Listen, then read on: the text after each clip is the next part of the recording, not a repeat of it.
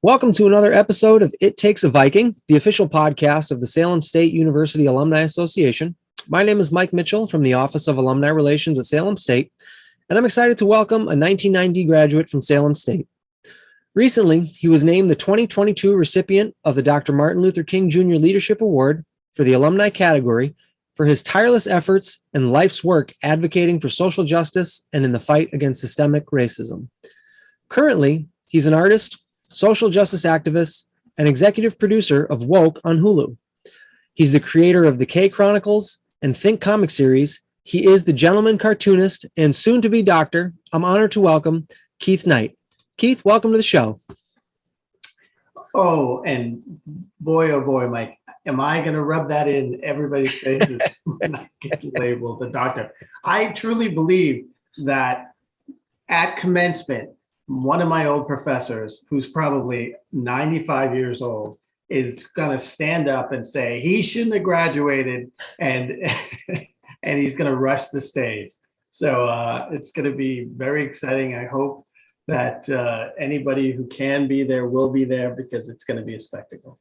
And it's going to be great to be able to welcome you back. Obviously, the last couple of years have caused a great deal of uncertainty as celebrations go and things like that. So getting back to some normalcy, welcoming you back, being able to honor you in this way is something that we're all looking forward to. So, I totally expected a worldwide pandemic once they called me and said, "Oh, we want you to do the 2020 commencement."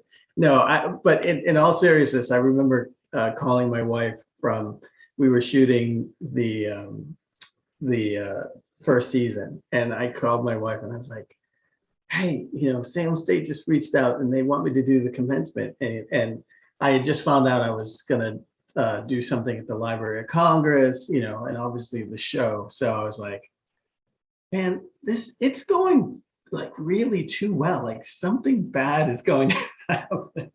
You spooked it. There you go. So sorry, everybody.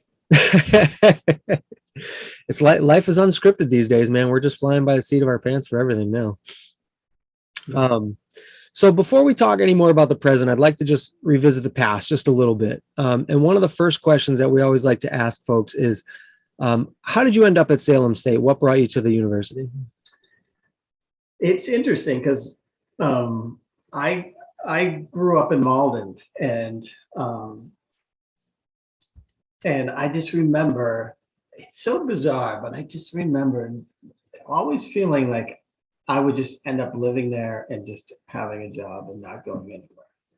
And it was my mom who is like, because I said, I'm just going to be a cartoonist. It doesn't matter. I'm just always going to, I will be a cartoonist.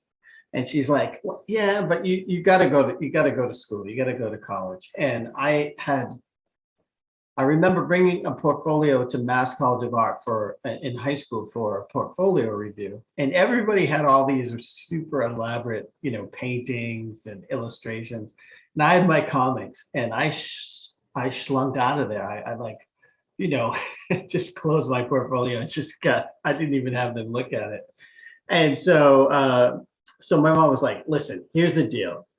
Salem is 30 minutes away. It's not far away at all."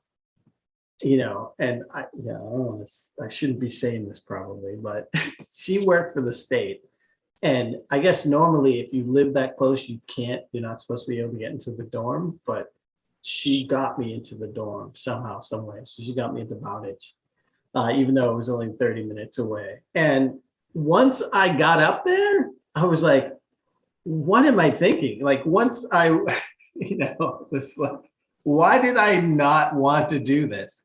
I mean, college living in a dormitory on campus is like adulthood on training wheels. Like it's independence, but you can't really screw up. I mean, you really have to mess up to get kicked out of the dorm and do all this stuff. But there's always your RA is watching you. Everybody's watching you. So I mean, that's really how I ended up there, because it was close, and it was, I did hear, this is what I will, no, I didn't.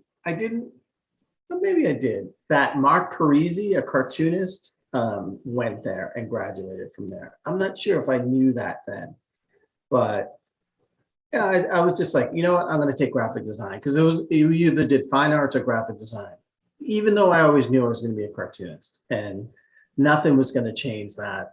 But I'm so glad I went there. Not necessarily for the classes, but for the experience of just, friends and joining the school radio station and student government and just working, drawing posters for all the different clubs. Like that was the thing that I enjoyed about it more than anything else.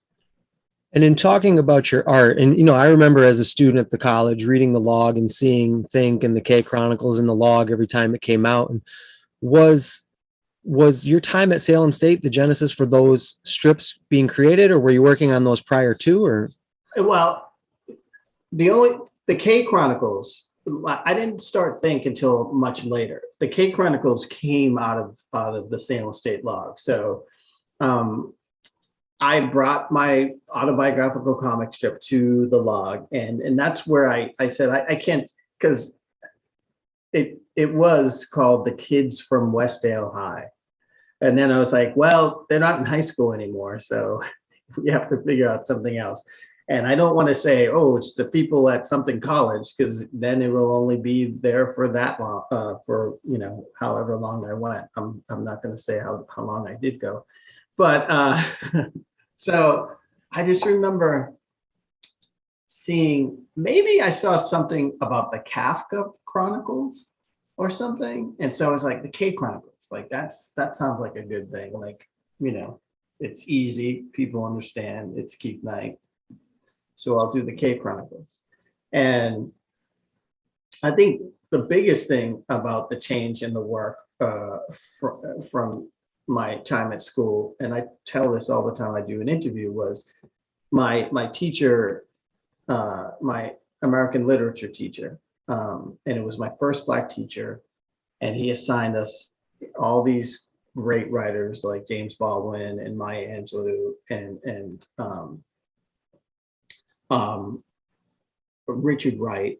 And when someone said, hey, why are you giving us all Black writers? He said, I'm giving you all American writers. And that was the mind blower. That was the thing that was like, oh, okay, this guy is working within the system to subvert the system and show us like you're not learning everything that you could learn.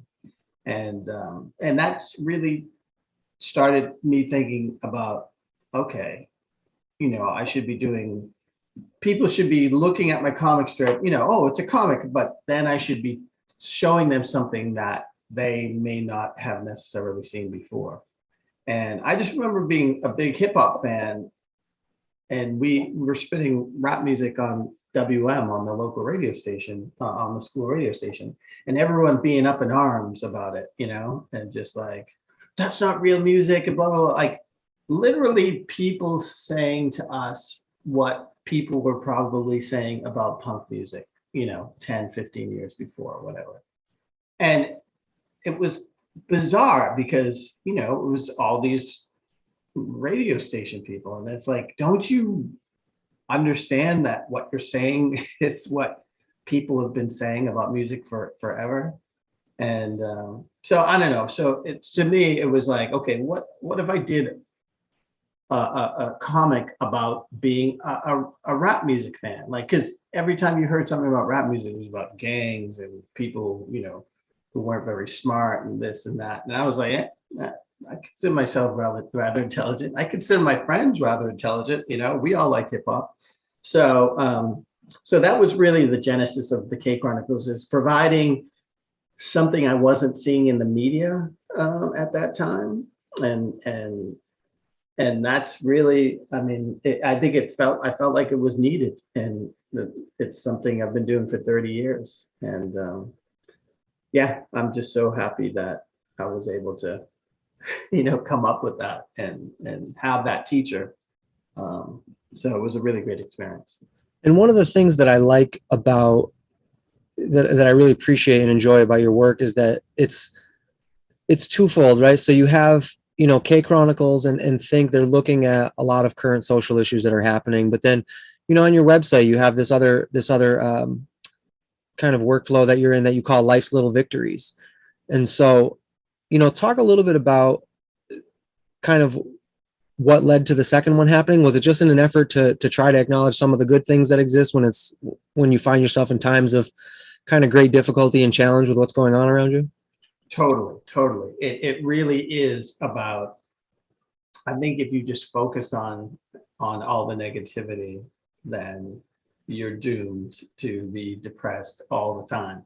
So yeah, Life's Little Victories was, I always consider myself an optimist, and I mean, I talk about being grateful for things like all the time. And I mean, literally, before I put my kids to bed, I say, tell me one thing you're grateful for. We all go through that. And Life's Little Victories are these things where it's just like, we're always quick to complain about the bus being late or this or that or whatever, but we never celebrate when we roll up to the bus and it's right there perfectly on time, or, just, I don't know, peeling the orange peel off an orange all in one piece. It's something that should be celebrated. It's so satisfying when that happens.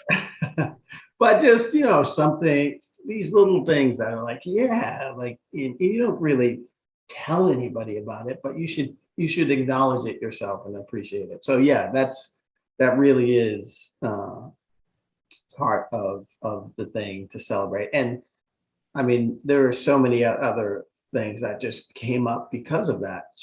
I wanted to appreciate a lot of the folks that have influenced me. Hence, I do these portraits of people like James Baldwin and Maya Angelou.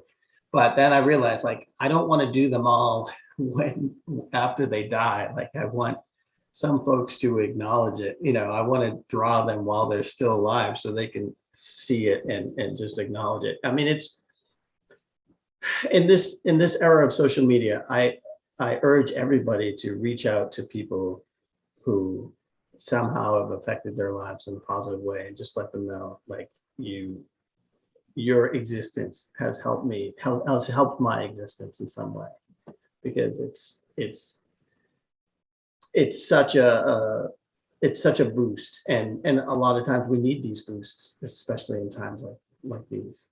And so I was just going to ask, because one of the things I appreciated the other night when we had the keynote address with Dr. Mark Lamont Hill, the question you had asked was, in these difficult times, how do you practice self-care and what are some of the things that you're doing? So in a role like you have, where you're more or less challenging the status quo on a daily basis, and I'm sure it's not always met with sunshine and rainbows in response, what are some ways that you are taking care of yourself, and how are you practicing self-care?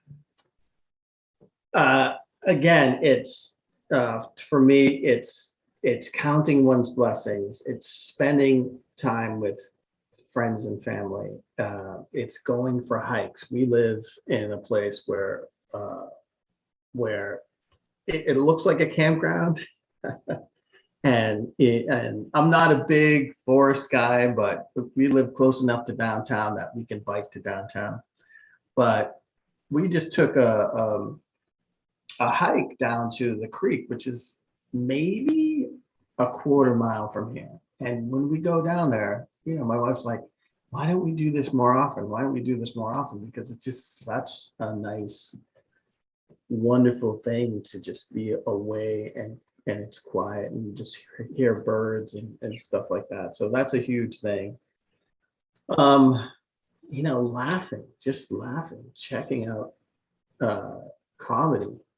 I think comedy is, and obviously stand-up comedy's been sort of going through some tough times right now, but there's still plenty of it on television, and but also just in sports and exercise, that's a huge thing too. But I would tell anybody who's looking for a career, any Black students wondering what is needed, And I'd say there's two things. One is Black teachers, but two, more than anything else, are Black therapists. Because, you know, I think therapy is huge. And to be able to work through a lot of the stuff that we all go through, but especially Black folks go through.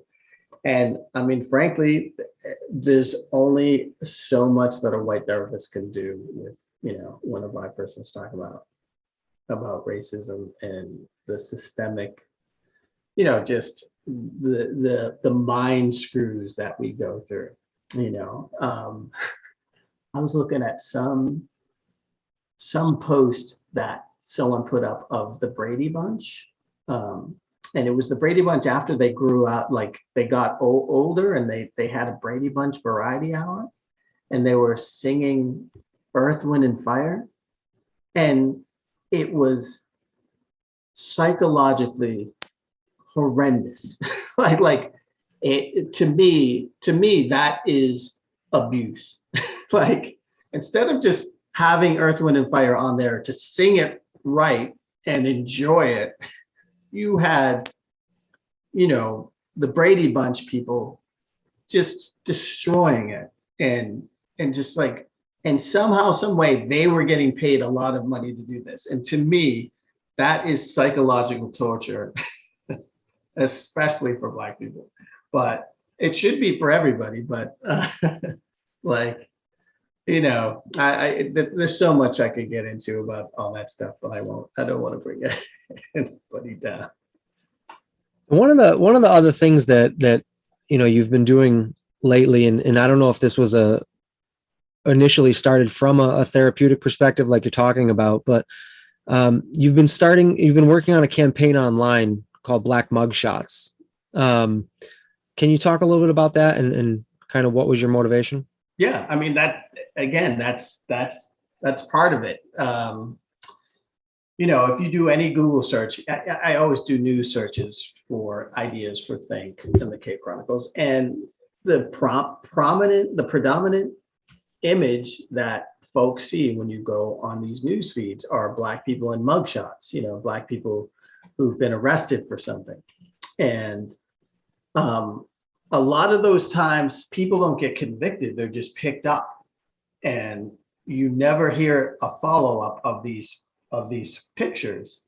And those images, not only do they basically reinforce the idea that, you know, Black folks are very scary and all they do is get arrested, you know, unless they're an athlete or an entertainer, they're, you know, dangerous. But I just saw that one of my local news agencies was relied on these things all the time. So I literally drove down there with my kids, and I said, hey, I said to the guy at the front, I said, I don't want my kids afraid of people that look like them, but like every time I look at your news feed, the only people of color on there are mugshots of people. And they said, well, that's what the police send us. I said, okay, that's what the police send you, but you choose to put that up there because there are generic police photos that they'll put like a generic, like a siren or, you know, just a police car there if they don't have any other image. And I said, you could choose to do that. And he said, and I said, you could also choose to have positive, for every like negative thing, you should have 3 positive stories. He says, well, you know, we don't, if we had the staff to do it and to send us ideas. I said, I'll send you ideas. So the next 3 months, I just was sending him ideas of local stories. And to their credit, they stopped doing it. They never ran with the stories I sent, the ideas I sent, but to their credit, they stopped doing it. And there was a concerted effort from some places after George Floyd to stop running mugshots, but not enough. Like there are plenty other places that lean into it and they just go crazy with it. So I was just like, you know, what if I just started taking pictures of Black people with mugs, you know, and it was like, and then label it mugshots. Like, how could I mess with the algorithm of Google if I did that? How long would it take? So, I bought the website blackmugshots.com, and I was the first one. I did my first mugshot. Actually, this is the mug.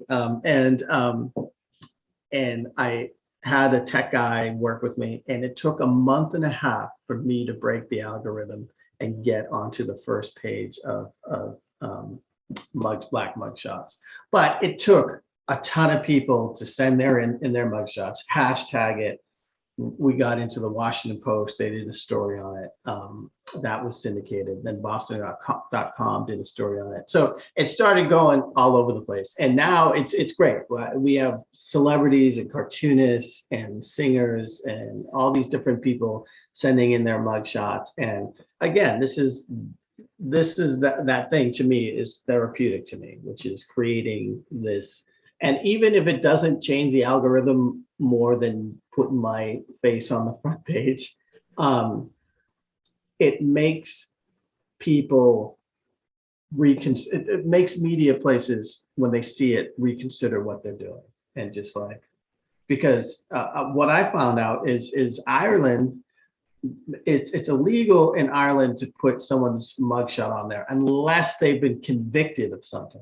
And we don't have that here. It's just like, we literally have, if you drive to some of the smaller towns here in North Carolina, there's literally a mugshots newspaper where all it is mugshots. Every page, it's just people's mugshots. Like, there's a whole exploitation out there of this. And once your mugshot's up there, if you go for like a job or an apartment, and people do web searches on everybody now. And once your mugshot comes up, your chance of getting stuff goes straight down, even if you weren't convicted of anything. And I say this, I just heard 80% of the people in Rikers Island right now have not been convicted of a crime. They're just in Rikers, and so I'm hoping that website is like a sort of a porthole to a gateway for folks to learn about criminal justice reform and how we need to change a lot of the stuff that we do here. It's a big business, and mugshots is just part of it. And looking at it through that lens, I know, one of your current projects that you're working on is the show. And obviously the show is a reflection of lived experience on your own behalf. Can you kind of lay out the process? What led to the show happening? How did you help get that project off the ground to help share your story? Well, my whole intent when I first left Massachusetts, I worked my way through college by drawing caricatures at Faneuil Hall in Boston. And the company was really cool. It was, not only did we do caricatures at like Faneuil Hall, but we also did corporate events. I drew at the museum, some of the museums there. We did college events, high school events. The best events are the ones you could travel really far. And there was one guy who always got the best gigs, and it was Dale Stefanos, who's this amazing illustrator, and he's married to Maria Stefanos, who's a big Boston journalist, TV person. And they've been dating forever. So I remember when she would come by all the time. But he would always get the best gigs, and he got a gig in San Francisco. And when he came back, he was like so excited about San Francisco. He was like, dude, you got to go to San Francisco. You got to check it out. I go, what's it like? He said, imagine Harvard Square, but imagine the whole town is Harvard Square. And I was like, oh man, that's it. I'm going to move there. So it was my senior year. So I just worked all summer, saved up money, and then just jumped in a car and drove out there and never came back. Now, my plan was to go there for 5 years. It was going to be my graduate school, pretended to be my graduate school. And then I would move down to LA and sell a TV show, make a TV show. And I love San Francisco so much that I stayed there for 16 years. I started a band there. I started a second comic strip. I met my wife there. Like just so many amazing experiences, and San Francisco was great. Um, but right around the turn of the century, you could start to see the tech industry sort of creeping in and destroying anything that was decent about San Francisco. So, we were in a great situation, rent control apartment. But I was like, I don't want to be this guy 20 years from now being the bitter, angry San Francisco going like who can't move anywhere else because the rent is so high everywhere else. And so I didn't want to be that guy who's like, oh man, they used to be cool. So we just up and moved down to LA. Like the print media was gone. I said the only way I'm going to be able to continue to do cartoons is if I sell a TV show. So lo and behold, we moved down to Los Angeles, and it was just a matter of meeting really the right. Everybody if you're not in this industry, everybody's trying to break into the industry, and I sat at a lot of cafes and drew, and I would meet all these different people. And just finally, I just met a producer that was just starting out. He was eager and young and ambitious, and I was like, he really loved my stuff. He says, I think this could be a show. And he was the one I hitched my cart to, and he sort of rose up through the ranks where he got this gig working for the production company of this actor, Eric Christian Olsen. He's the guy from NCIS LA. There's the two main guys, LL Cool J, and then the other guy. But he is the Deeks. He's the young lady, the one that the ladies all love. It's not LL Cool J, believe it or not. It's Deeks, and he got behind. Once he got behind it, his dad used to teach, I think, Black literature or Black culture. He's a retired literature professor, and he showed my work to his dad, and his dad took him aside and said, "This will be the most important show you ever do." So I was like, oh wow, like so everything he brought it to a bigger production company that his best friend runs, and then they had a first look deal with Sony, and so they said, yeah, let's develop this. They paired me up with an experienced writer, so we collaborated, and we came up with this concept, this pilot. It was important for me to do it live action because I was told that if I did it as animation, there'd only be like 4 or 5 places interested. But if I did it live action, there'd be 35, 50 places interested. And, it was just one of those things where my experienced co-creator, Marshall, who's been in the industry forever, I just remember every time we had a new meeting, he said, this is where they're going to pull the plug.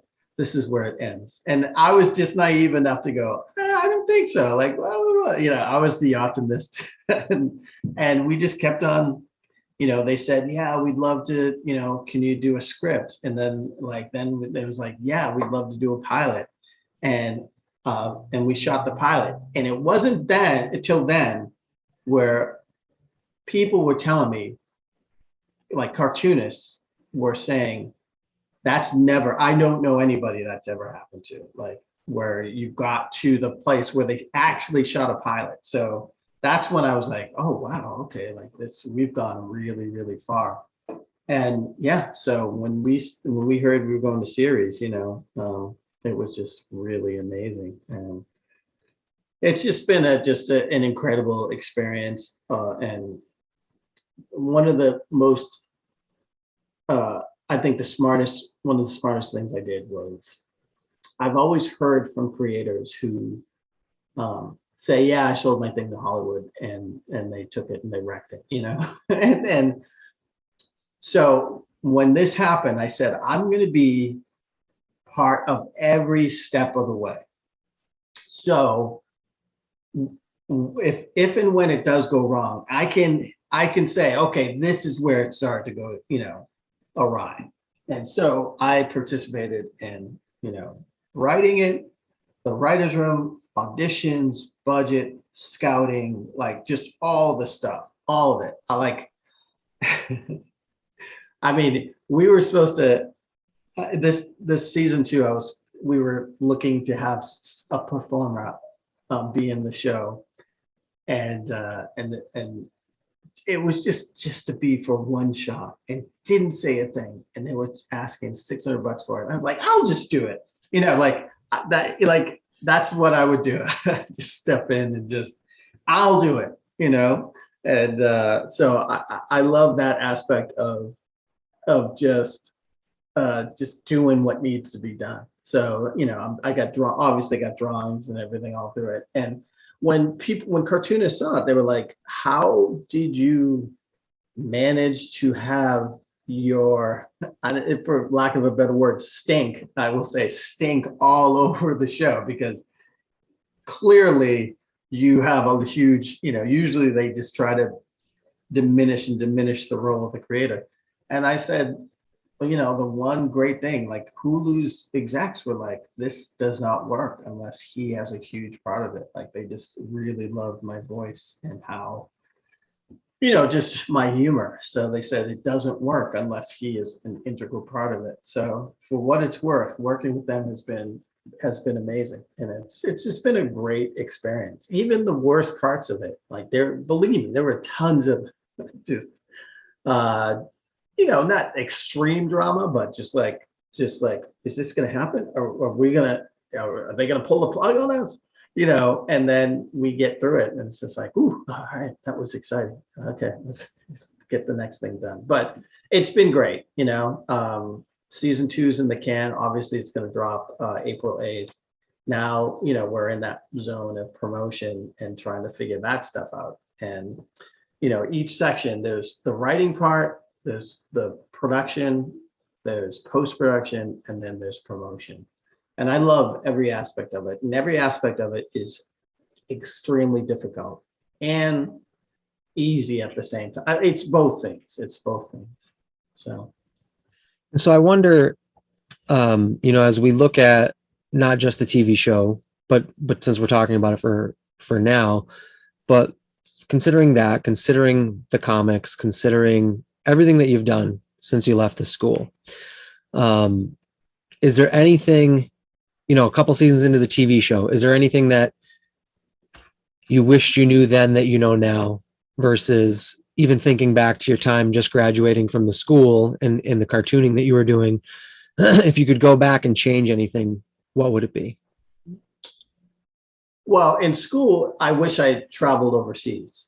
I wish I did, and I would urge everybody to do something overseas. I mean, obviously, in the pandemic that we're in, that's a bit harder to do these days. But I didn't start to travel until I moved to San Francisco, and again, it was that mentality of, the original Malden mentality is like, oh, I will never leave here. And then when I got out to Salem, I was like, oh my God, like, I can't believe that I just thought I'd never just leave. And then once I drove across the country, I was like, oh my God, like, travel is the greatest thing in the world. But I started working at a youth hostel, and the youth hostel, basically, hostels are way more popular overseas around the world than they are in the States. So it was just full of people from other countries. And it was just great to get people's take on all different American things as they came.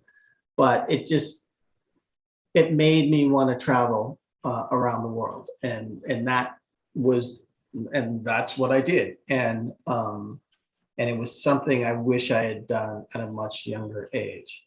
And, my sons, who are 13 and 9, have been overseas since they've been little kids. And I always say to them, you guys don't realize how lucky you are. And the fact that they could speak a second language, and they have dual citizenship, so they can go, my wife's German, so they can be a part of the EU. And so I think that's huge. And the other thing, and I will talk about this during commencement, is that failure is an option. You do not be afraid of failure. Embrace failure. Take the chances. Take the chances, especially when you're young. And I'm not saying, ooh, why don't I take all this fentanyl and see what happens? No, I don't mean that. I mean, if there's something that you want to do, I'll go overseas and work on this barge for 6 months, or just like something that is this experience, or I'm gonna go to Hollywood, or I would say Atlanta. I think Atlanta is the new Hollywood, and I'm gonna just go for I want to be a director, or I want to be this or that. Just go for. Don't be afraid to fail. The failure is not pursuing the thing that you want to do, not even trying it, because you'll always have that regret.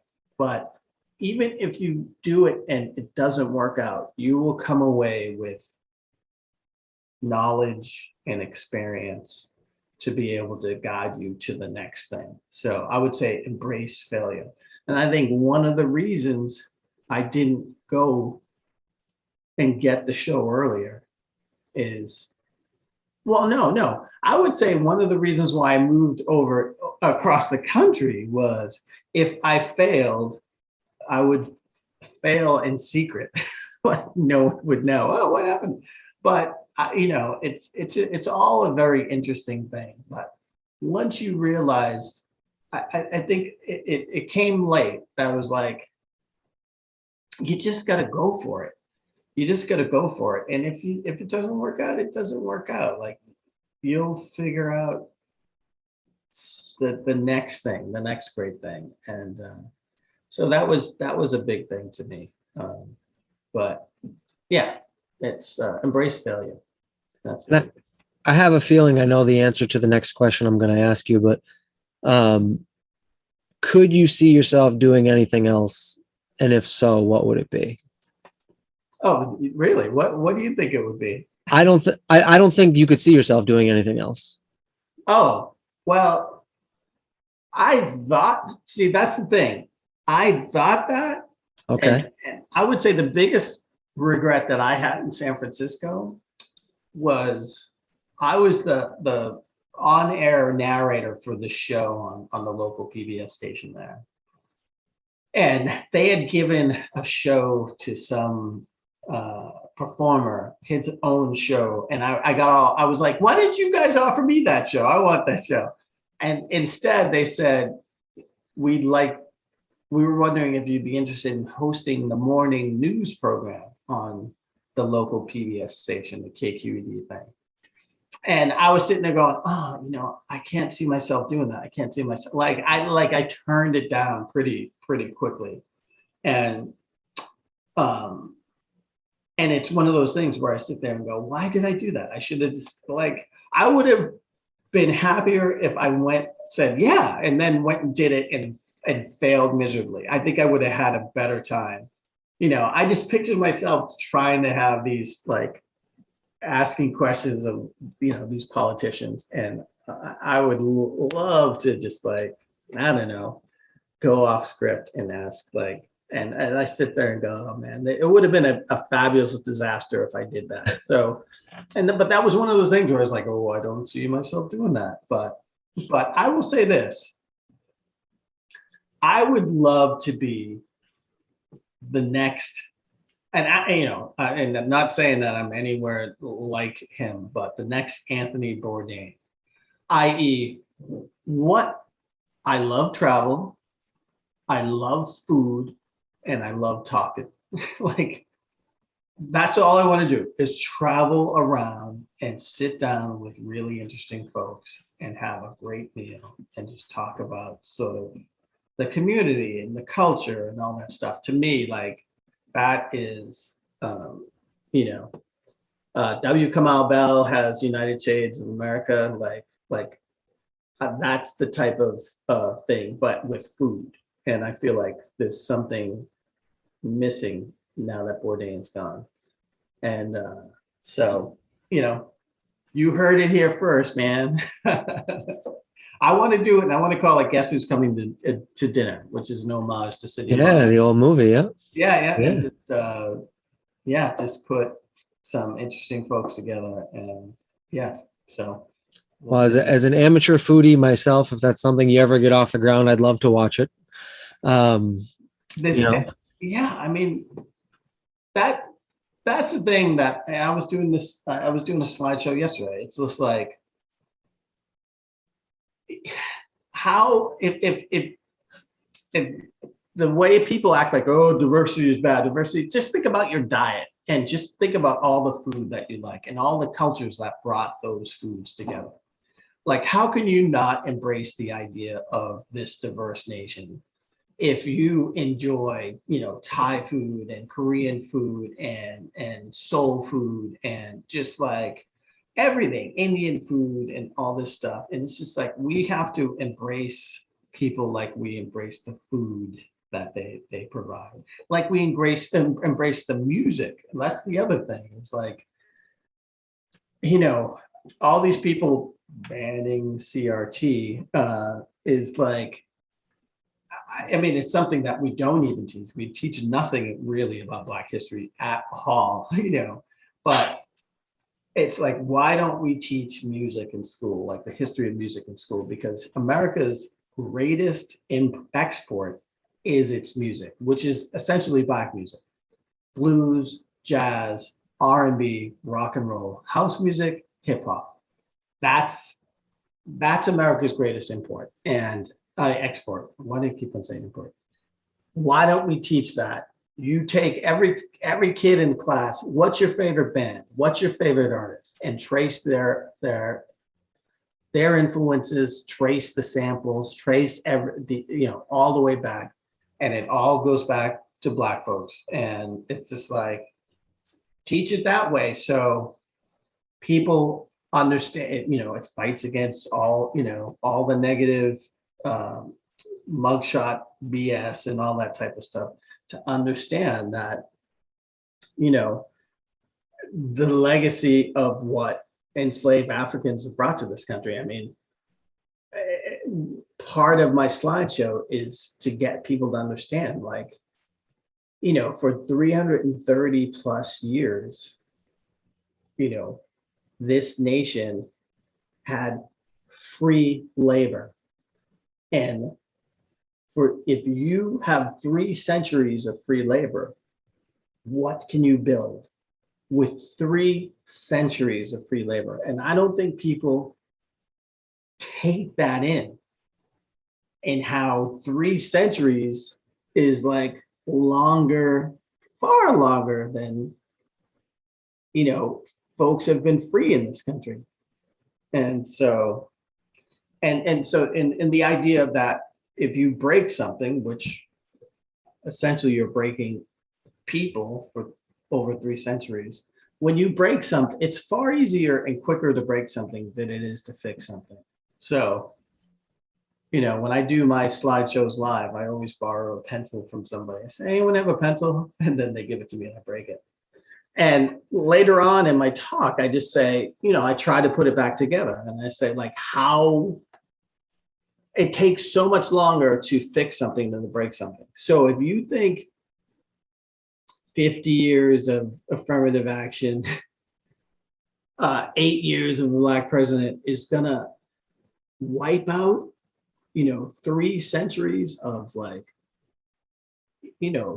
raping and pillaging and just of humanity, then you're severely mistaken. And so we need to consciously, one, we have to acknowledge it in a realistic way, but 2, we have to make amends in a way that is gonna take, it's not gonna be easy. When I talk about reparations were given after the Civil War. Know who they were given to? They were given to white slave owners for losing their property. Like, that is something that needs to be taught in school. and we don't teach it. And, HBCUs teach it, but, maybe that's one of the reasons why they're getting bomb threats today, like they were getting bomb threats 50 years ago. So, hopefully my work gets people thinking and having a conversation. And if there's one thing that my legacy could be, it'd be that, is to get people to I want to be the gateway drug for people to like, get a better understanding of, I think, America's biggest Achilles heel, and the thing that they are in total denial of. And I'm talking about white America, because Black folks didn't know this is, but Black folks are prevented from learning about the history because the public schools, don't want to teach it. I mean, I say this all the time. We got more books where animals were the protagonist, where animals were, than people of color. Now that might have changed now, but